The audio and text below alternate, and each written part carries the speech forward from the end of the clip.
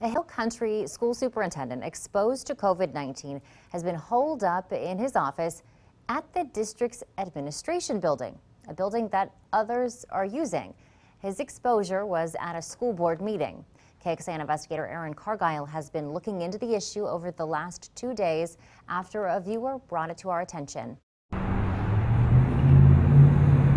The Main Street Fredericksburg is famous for is slowly coming back to life. Stores are limiting customers, but Wednesday we didn't see many shoppers in masks.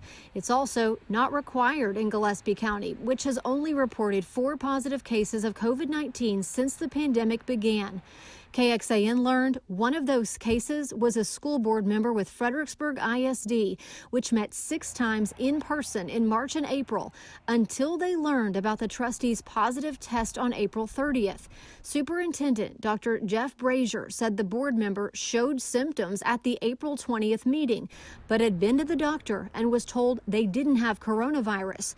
The board member, who was eventually tested, also showed up to the April 27th meeting, still unaware they had COVID-19. Dr. Brazier, who declined an on-camera interview, said board members stayed 6 feet apart and there were always fewer than 10 people in the room.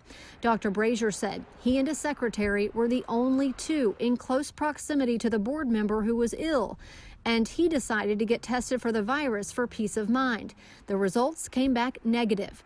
After that, Dr. Brazier said he was told by a Department of State Health Services medical director that it would be okay to still work here at the administration building, isolated in his office.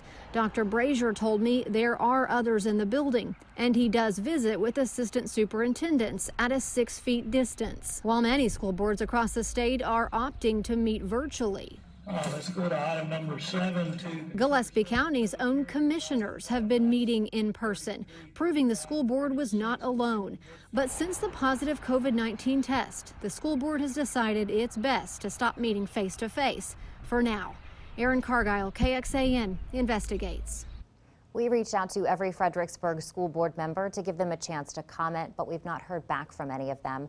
While Gillespie County still has fewer than 5 COVID-19 cases, we reported last week on a spike in cases in neighboring Mason County. It went from 1 case to 18, partly due to infections among Mason City staff, as its council was still meeting in person. Leander's City Council will resume in-person meetings tomorrow night. The public is also allowed to attend in person or join by teleconference.